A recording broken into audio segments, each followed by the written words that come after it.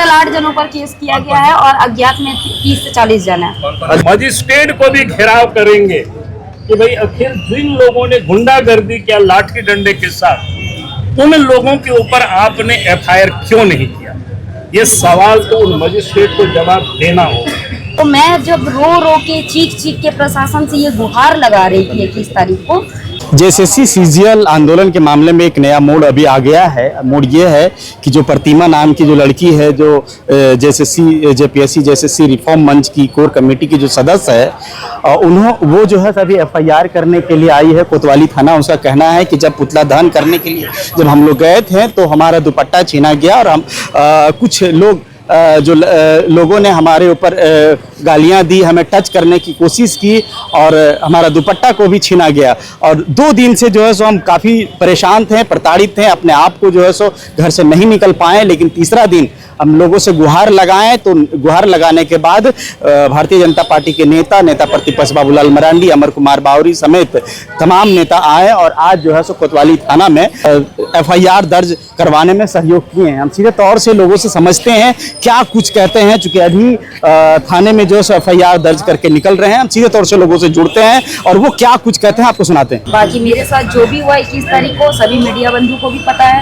पूरे झारखंड वासियों को भी पता है, सभी छात्र छात्राओं को भी पता है। और मैं सभी छात्र छात्राओं से कहना चाहती हूँ कि इस तरह का घटना अब से दोबारा नहीं होगा, क्योंकि मैं उसके खिलाफ आवाज़ उठा रही हूँ। चाहे मेरे साथ कुछ भी हो जाए, मैं तब तक लड़ूंगी जब तक मुझे न्याय नहीं मिलेगा।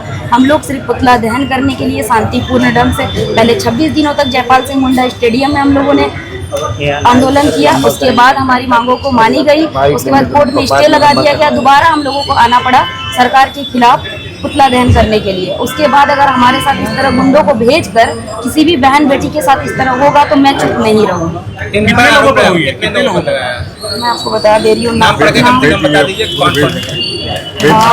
टोटल 8 जनों पर केस किया गया है और अज्ञात में 30 से 40 जन है।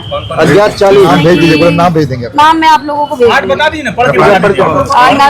नवीन चंचल, उत्तम यादव, सहवाज मलिक, मुश्ताक आलम, आशुतोष वर्मा उर्फ सोनू वर्मा, अंकिता वर्मा, डॉक्टर हेमलाल कुमार मेहता और अश्विनी शर्मा। अंकिता वर्मा वही है जो दीदी ने, मैं उनसे सबसे पहले कहना चाहती हूँ कि आपने जो भी किया, जैसे भी केस किया, हम लोगों को नहीं पता, लेकिन दीदी आपने बहुत गलत किया। क्योंकि जिस तरह का हरकत आपने किया है थाना में केस करके, कोई भी भाई आपको संरक्षण देना नहीं चाहेगा। जो भी हमारा जेपीएससी जेएसएससी रिफॉर्म मंच के द्वारा आपको सभी भाइयों ने संरक्षण दिया था और उनके खिलाफ आप जितने भी एलिगेशंस लगाए हैं वो सरासर गलत है।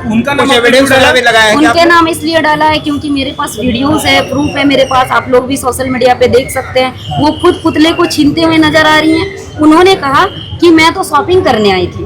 अगर आप शॉपिंग करने आई थी दीदी, तो आप पुतला क्यों छीन रहे हैं? आप शॉपिंग करने आई थी तो भगदड़ हो रहा था, आप अपना स्कूटी उठाती और चली जाती घर। उस भीड़ में आप क्या कर रही थी? उनको तो मैंने खुद बचाया, मेरे पास वीडियो है, आप बोलेंगे तो मैं आप लोगों के साथ शेयर करूंगी वो वीडियो हमारे पास। हाँ, थाने वाले को मैंने सर को दिखा दिया है और सर को पर्सनली भेज भी देंगे।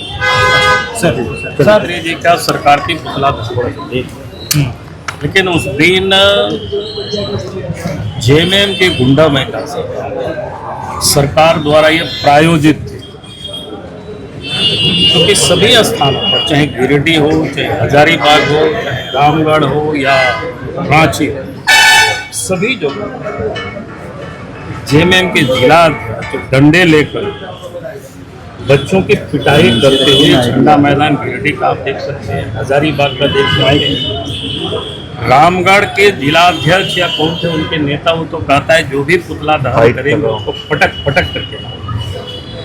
और रांची की तो आपको आप बीती कहानी ये बच्ची आपको बताए, तो ये लगता था कि बिल्कुल प्रायोजित ढंग से लोकतंत्र में जो लोगों की अधिकार है विरोध प्रकट करने, उसको कुचल दे। पहले तो बच्चों को झांसा में डालकर जयपाल सिंह स्टेडियम से धरना और भूख हड़ताल को उन्होंने तोड़वाए, स्पर्श कराए। तो जो बच्चे मांग नहीं भी कर रहे थे उस समय की आप सबको ध्यान में है कि 22 नियुक्तियों को सरकार ने रद्द किया, एक अधिसूचना जारी की, वो आप सब लोग को है ध्यान में, उसको आप सब देखें।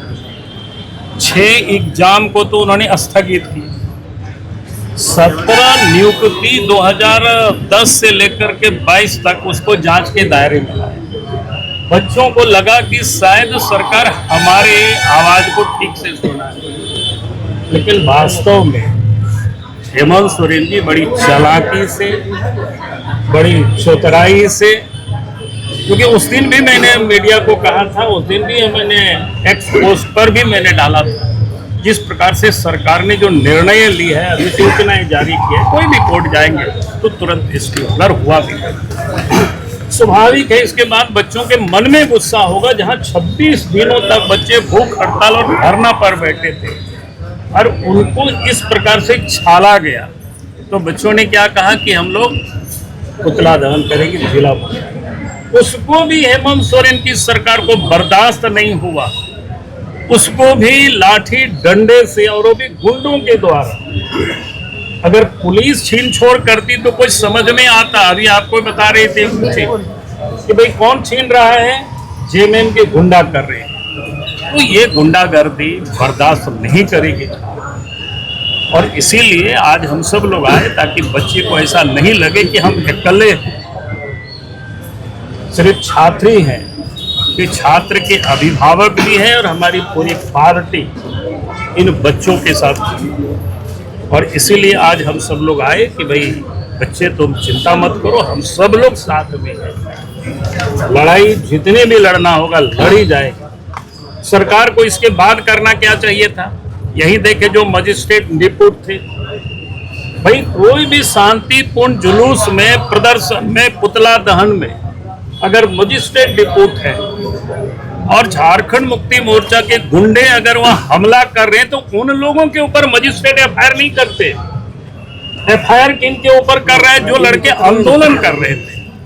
पुलिस आज उनके घरों में जाकर के धमका रहे हैं, डरा रहे हैं। मैं आज भी सरकार को कहता हूं और उन जगहों पर जो मजिस्ट्रेट डिप्यूट थे उन मजिस्ट्रेटों से भी मेरा यही निवेदन है कि आज भी समय है, नहीं तो कल से हम मजिस्ट्रेट को भी घेराव करेंगे कि भाई आखिर जिन लोगों ने गुंडागर्दी किया लाठी डंडे के साथ, उन लोगों के ऊपर आपने एफआईआर क्यों नहीं किया। ये सवाल तो उन मजिस्ट्रेट को जवाब देना होगा। और इसलिए मैं आज सचेत कर रहा हूं, रांची में भी जो मजिस्ट्रेट डिप्यूट थे, कौन सीओ थे, रांची शहर, कौन रामाशंकर पांडे, कोई पांडे जी यहाँ पर है, वो मजिस्ट्रेट अगर उन लोगों के ऊपर एफआईआर नहीं किया, सीओ है, तो कल हमारे भारतीय जनता पार्टी के कार्यकर्ता उनके दफ्तर में जाकर के हम लोग घेराव करेंगे और उनसे कहेंगे कि आप एफआईआर करिए उन गुंडों के ऊपर। और उसी प्रकार से जहां जहां भी इस प्रकार से लोगों ने गुंडागर्दी किया है वहां उन पदाधिकारियों की घेराव की जाएगी, उन मजिस्ट्रेटों की, और उनको एफआईआर लॉन्च करना पड़ेगा। और नहीं तो जो इन्होंने एफआईआर लॉन्च किया है, किस आधार पर लॉन्च किया? इनको तो घोषित कार्यक्रम था, कोई आतंकवादी नहीं थे, कोई आताताई नहीं थे, कोई सरकारी कामकाज में दखल नहीं कर रहे थे। तब आपने 353 नॉन बिलेबल सेक्शन क्या क्या लगा हुआ है पता नहीं। मैं सभी मीडिया बंधुओं के जरिए प्रशासन से और सरकार से एक सवाल करना चाहती हूँ, क्योंकि मैं 3 दिनों से डरी हुई थी, जिसकी वजह से मैं एफआईआर करने के लिए नहीं निकली थी। ना ही यहाँ पे मेरे घर वाले हैं, ना ही मेरा परिवार है, और मैं काफ़ी डरी हुई थी। मुझे मानसिक रूप से मैं बहुत गंदे तरीके से आहत हुई थी, जिसकी वजह से मुझे रूम में रहना पड़ा था।